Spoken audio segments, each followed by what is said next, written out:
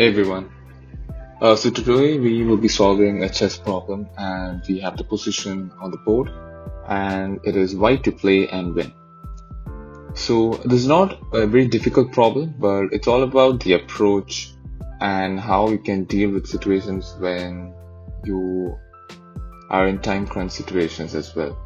So it's all about understanding the board holistically and the way to approach these kind of problems so that you don't end up making blunders, especially when you're under a time crunch.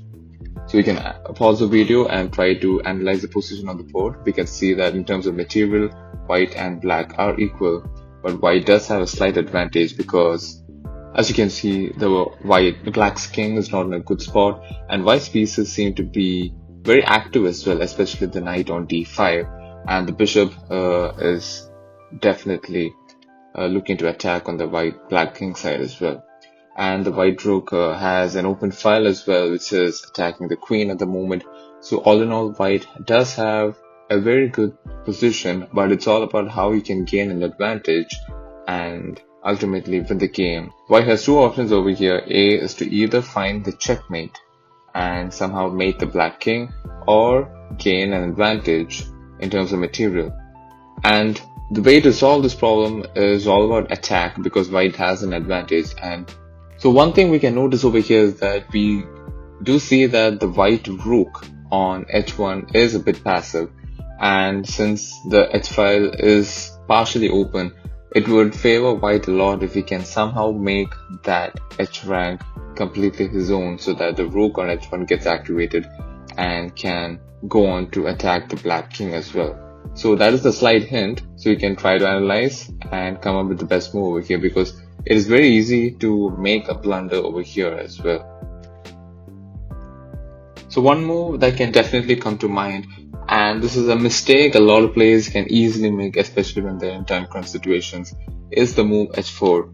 And h4 does make sense because, white is trying to open that the h rank so that the white rook gets activated, and ultimately there are a lot of mating threats white can do. So h5 seems to be a very justifiable move, but the timing is wrong because black can simply play g4 and all of that attack is now gone, and white can't do anything to further attack the king side. So which is why the right move over here is to play g4 instead. And this may seem to be a very simple move, but I've seen a lot of players make these kind of silly mistakes, and it's always important to make sure that black can't escape that attack, which is why g4 is a brilliant move, because that way black cannot play g4 and attack that threat. So now definitely white's next move in mind would be to play h4 over here. That would be the plan, so that white is 100% sure that he will eventually get that open h rank. So over here the game, this was an actual game. So over here we had bishop in g4, and then we had h4 over here, and then black played f5. So we had capture. The king played to g8 because there was a discovered check. We have g6 over here by white, and obviously the move g6 is so that white can easily mate the black king by either playing queen h2 to queen h7 checkmate, or we can have a direct mate as well, which you'll see. So we had bishop e3, where knight captures, we have rook f6, and rook f6 is very important because we have a mating threat over here. White can play rook h8 check, and when the king captures, the queen comes into the picture with queen h2, and we would have queen h7 checkmate.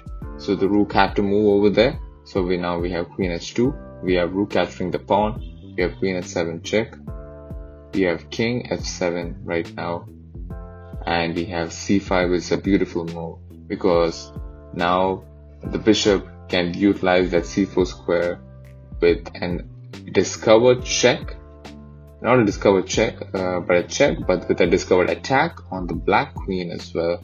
And forget getting the queen, but white can actually checkmate the king in a couple of moves as well. And as you can see, black's rook on g6 is also not safe as well. So actually over here, black did resign after he played rook f6, because obviously there's nothing much black can do. So this was what happened in the real game, but we can look at the other options that black has. So black captures the pawn, and then after playing h4, another move that would actually come to mind to a lot of players would be, okay, why can't black just capture the knight on f3? So now this is a huge blunder, because as you can see, we can play h on the g5 with a discovered check, and even though bishop does capture the rook and have a material advantage, queen can play h2 with check, and after king goes over to g8, we have checkmate on h7. So as you can see, that would be a huge blunder from black's side if black does capture the knight on f3.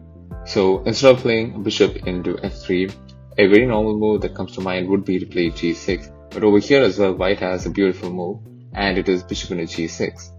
Now, black has two options over here. We can look at both of these options.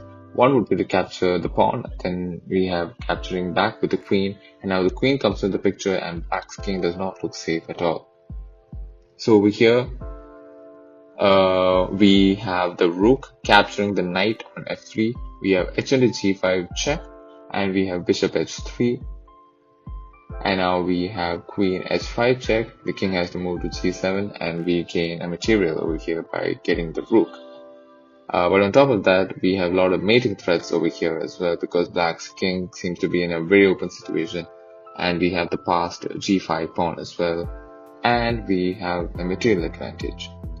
So that is what happens if you do capture back with a pawn. So over here, the best move actually for black, which is recommended by the engine as well, is to play king g7. So now, what can white play over here? So white would capture the pawn on f7, which is a beautiful move as well, because after rook captures, again we have h into g5, and this g5 is a very dangerous passed pawn as well. Also, the h1 rank is now open and prone to attack. Over here, if black does get greedy and capture the knight on f3, then it is an instant mate, because we have queen h7 check, and then the king would have to move to h8, and then it's checkmate. So obviously black can't play that. So another option would be to capture the knight with the rook. So after doing that, white can play queen h7 check, the king has to move to f8, we have g6. Now that pawn is very dangerous, the bishop has to go back to e6, then we have g7 with check, king has to go to e8, we have queen captures, and bishop goes back to f8, queen, g6, and now over here we have a lot of options for white, a lot of options. We can move the knight with a discovered check on the knight, on the king, and getting the queen eventually as well. White can also play g4, the rook can come into the picture by playing h7, and there's actually a mating threat. It's actually a mate in 13, which you can actually pause the video and try to figure out the mate in 13 as well. But yeah, even if you do miss the mate, there are a lot of other threats as well where you can get material advantage and finish off the game. So as you can see, there's nothing black can do as well.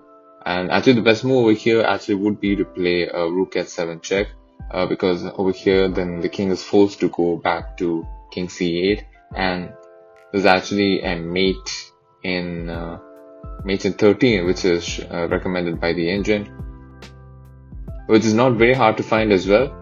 But yeah, white has a huge advantage over here. So yeah, the whole purpose of this problem was just to show that the attack itself began with a simple move such as g4, and it is very easy for players to miss that g4 and instead go for the h4 directly, which is why it's always better to be patient and make sure your opponent doesn't have any sort of room to escape, so that you force the situation out of it rather than giving the opportunity back to black or your opponent to somehow get away with it with their expertise.